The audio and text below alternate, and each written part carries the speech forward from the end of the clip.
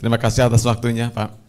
Mohon maaf, saya mau bertanya tentang cara bagaimana membuat bibit padi yang beraroma dengan sistem turun-temurun, Pak. Yang kedua juga untuk bibit jagung supaya kita tidak beli yang kemarin Bapak sudah sampaikan, mohon dilanjutkan kembali. Terima kasih, Pak. Baik, sebentar, pengen aroma apa padinya?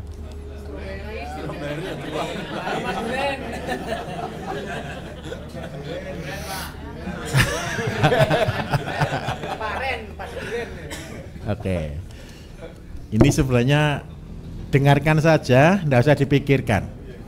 Betul ya, ini orang cerita. Tahu padi Bapak Ibu?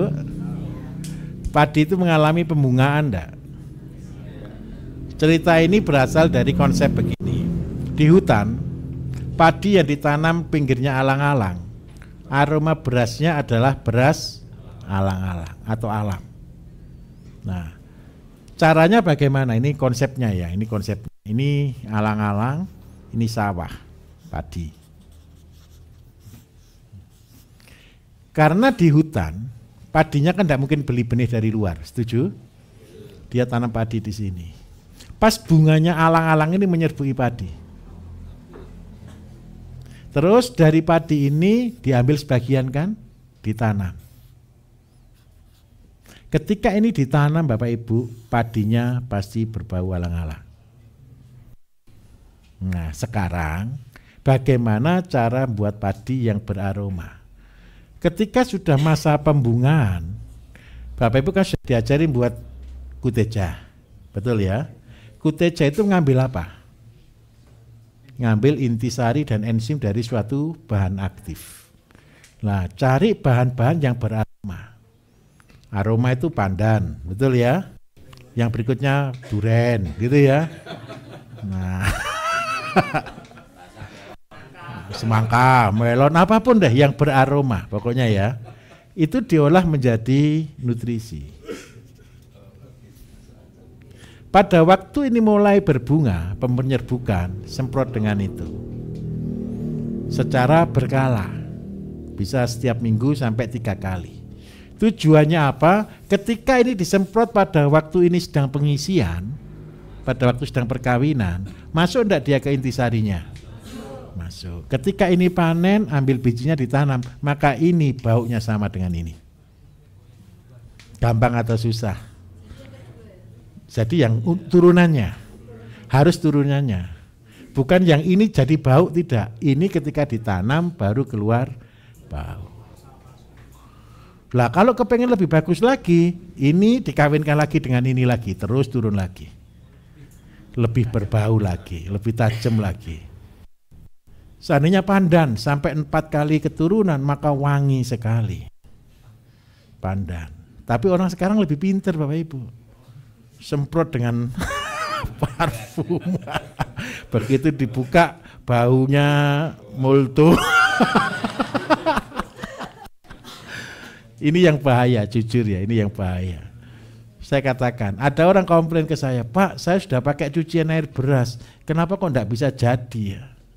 Kira-kira apa penyebabnya? Berasnya dikasih pemutih. Jadi akhirnya bakterinya mati. Itu alasan kadang-kadang ada orang yang pakai aleri dan gagal. Karena apa? Berasnya yang digunakan adalah beras yang pakai kimia, pewanginya pakai kimia. Rata-rata biasanya pakai pemutih. Kalau boleh jangan beli beras yang licin. Belilah beras yang keset. Tahu ya? Beras yang keset itu mahal atau murah? Murah. Kalau beras yang licin, mahal. Jangan beli beras yang mahal, beli beras saja yang murah. Terus beras itu tidak akan wangi Bapak Ibu. Kalau beras dicium baunya wangi, berarti dikasih pewangi. Paham ya? Untuk jagung, gini ceritanya. Seandainya Bapak Ibu kembangkan jagung Madura.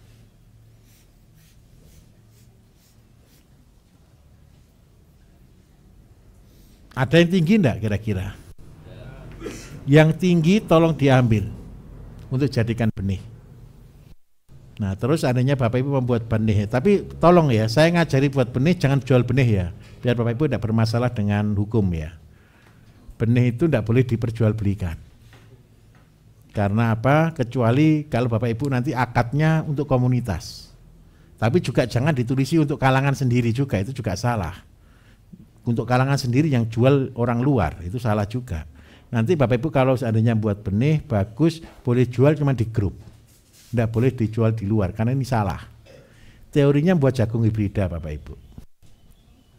Seandainya ini jagung lokal, saya anggap aja jagung Madura. Bapak Ibu carikan pejantan, jagung yang memang dipakai untuk pejantan. Seandainya siapa senang jagung yang warna ini merah, kuning, hijau gitu ada? Tidak ada ya, itu balonku itu. Merah, hitam, putih gitu ya, ungu gitu ya. Ini pejantannya. Mungkin yang di sini kasih pejantan merah, di sini kasih pejantan putih, terus hitam, hijau lagi. Sini kasih pejantan ungu gitu. Nah, nanti Bapak Ibu, ketika ini usia 40 hari, kan sebelum dia keluar bunga jantan, betul ya? Ini dicabut. Cabut atasnya semua. Setelah dicabut semua, yang ada jantannya cuma ini. Maka ini akan menyerbu ini. Hasilnya memang tidak akan bagus, banyak bogangnya. Karena penyerbukannya tidak sempurna. Nah, hasil inilah ketika Bapak Ibu tanam, nanti munculnya jagung dengan beraneka ragam warna. Ini cara jagung hibrida. Karena itu ini diturunkan, nanti keluarnya dua. Bisa keluar jantan, bisa keluar betina. Ngawuri saja, jangan terlalu dipikir. Lah nanti seandainya nih Bapak Ibu kalau pergi ke daerah mana, loh ini jagung ketannya bagus, jagungnya besar, anakannya banyak, dijadikan pejantan. Yang jagungnya lokalnya pakai jagung yang jagung Madura, supaya apa? Umur pendek, buah banyak, itu gampang. Tapi tenang Bapak Ibu, besok ke depan kalau semua sudah pinter, kita sudah sampai ke rekayasa genetika, kita akan belajar ini. Saya dulu tahun 2008 saya dulu pernah buat benih jagung juga yang saya kasih nama itu Sukmaraka.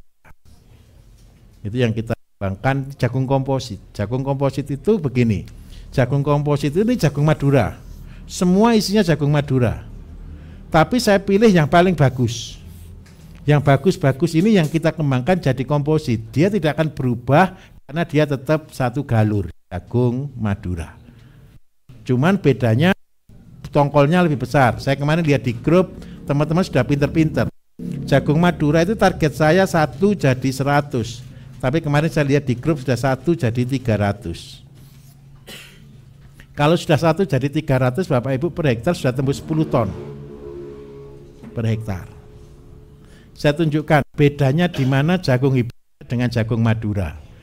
Jagung Madura 1 hektar butuh benih 60 sampai 80. Maksimal 100 kilo. Kalau jagung hibrida 1 hektar cuma butuh maksimal 25 sampai 30 kilo lah maksimal. Harganya di sini bedanya. Jagung Madura paling harga 10.000. Ini 1 juta. Kalau ini kali paling murah harganya 100.000. Berarti ketemu 3 juta. Hasilnya sama. Pilih mana 1 juta atau 3 juta? Nah, saya minta tolong kreatif di sini. Tapi perjanjian ya, untuk benih tidak boleh dilabeli, jangan dijual bebas. Nanti yang datang aparat soalnya. Semua benih Pak. Supaya kita aman kalau Bapak Ibu pula benih lagi, tambahkan dulu, tumbuhkan dulu, jualnya bibit. Kalau bibit aman. Kan dulu ada kasus Bapak Ibu orang buat benih jagung ditangkap gitu kan. Nah tenang saja, kalau untuk kalangan sendiri aman. Pupuk juga sama. Karena itu saya minta tolong, buatlah pabrik pupuk hanya untuk desanya masing-masing. Kalau untuk desanya masing-masing saya jamin 100%, tidak ada yang ganggu. Tapi musuhnya penjual pupuk itu ini apa? Penjual pupuknya diajak Pak diwaraskan dulu. Diorganikkan dulu maksud saya, diajak sama-sama, ayo buat pabrik pupuk bareng. Daripada bermusuhan lebih baik bersaudara. Ya biasanya selalu gitu. Iya. Lebih untung kok juga kok kalau mereka buat kan. Coba untungnya gimana Bapak Ibu? Ketika pas harga murah mereka punya uang suruh beli semuanya. Pas harga sayur murah suruh tampung semuanya. Setelah jadi pupuk dijual lah, dia kan untungnya banyak itu. Bahagia kok dia nanti.